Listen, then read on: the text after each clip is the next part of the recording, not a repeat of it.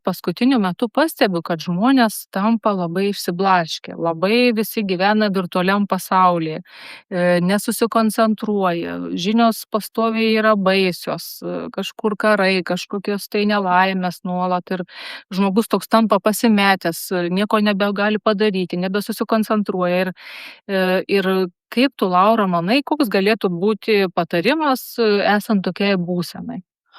A, Tiktai pasitikslinti tada noriu, ar tu kalbi apie tai, kad žmonės tiek daug gauna perteklinės informacijos ir jinai kažkokia labai stipriai veikianti jų tiesiog kasdieninį gyvenimą? Tiesiog perteklinė ta informacija ir Pasidalink nuolat buvimas socialiniuose tinkluose, skaitimas virtualių knygų, tie patys mūsų vaikai mokyklose nuolat mokosi tik iš virtualių vadovėlių, nebėra tų apčiuopiamų, sakykime, vadovėlių ir nieko nebeužsirašinėja, tai galbūt tai kažkaip yra susijęs su tom, kad žmogus nebeįsižemina.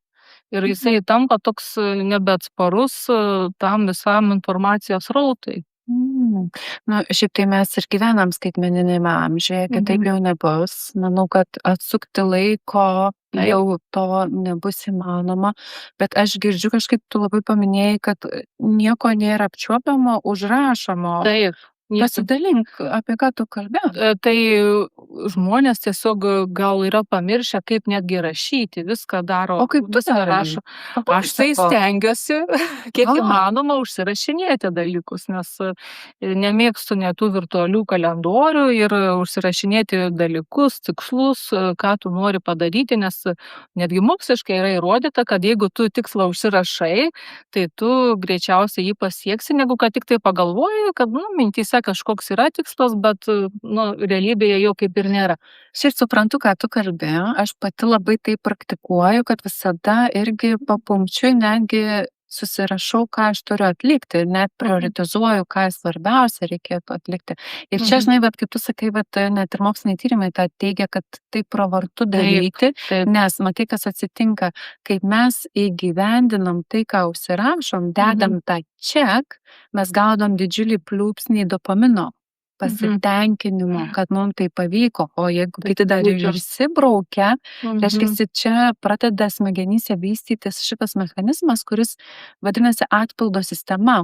Reiškia, aš pasiekiau tą, aš tą padariau, išbraukiau, man ateina vidinė ta motyvacija ir toliau įgyvendinti tą, ką aš esu susiplanavęs, nes smegenims yra labai, kaip malonu patirti sėkmę. Taip. Ir tai iš čia, matai, ir gimsta ta vidinė motyvacija, kurią aš labai girdžiu, kad žmonės dabar tarsi neįsižeminę, tarsi kažkur pakibę, planai užsibrėžę, bet nepasiekia, arba mato kitų planus. Tai visai galim tą ir reziumuoti, turbūt. Taip, ir aš dar pridursiu nuo savęs, kad bankroto metu taip pat labai yra pravartu žmonėm užsirašinėti visus dalykus, kas nutinka, ypač išlaidas, planavimą daryti tokį, nes kai žmogus neužsirašinėja, jam kaip taisyklė visą laiką ateina tas skaitinis laikotarpis ir labai daug pasimiršta, kur tie pinigai išėjo, kokiem tikslam jie buvo panaudoti ir paskui labai sunku kažką yra atsekti. Be abejo, tai žinai, čia jau senai tas yra, visas pasaulis ant to, žinai, įstoja, kad skaičių kalba yra pati patikimiausia. Ir jeigu tu prieš akis matai skaičius, kurie labai aiškiai tau sako, kokioje tu būsenoje, kokioje situacijoje esi, tai tada iš to gali atsispirti ir žinoti, ką su tuo daryti. Ar taupyti, ar atidėti, ar kelti bankroto bylą.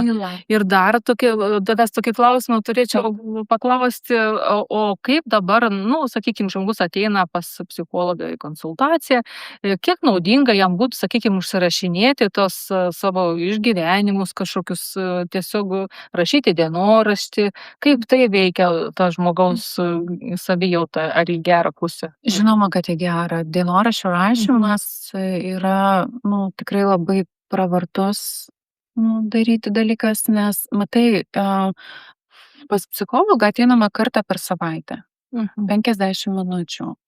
Ir su juo kartu tu pakeli tam tikrų dalykų, kurie po to nuvilnyja per visą savaitę.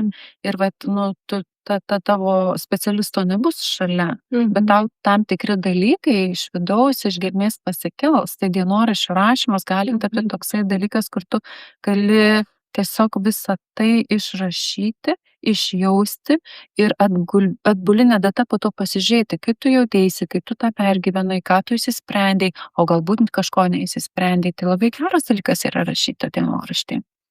Tai ką mes galim palinkėti tada savo draugams, kad tikrai persikelkite iš tos virtualios realybės kuo daugiau į tą apčiuopiamą realybę ir rašykite, reflektuokite, užsirašinėkite ir taip jūsų nei išlaidos, nei mintis nepasimes ir jūs galėsite bet kada atsiversti užrašus ir pasižiūrėti, kokį progresą jūs jau padarėte.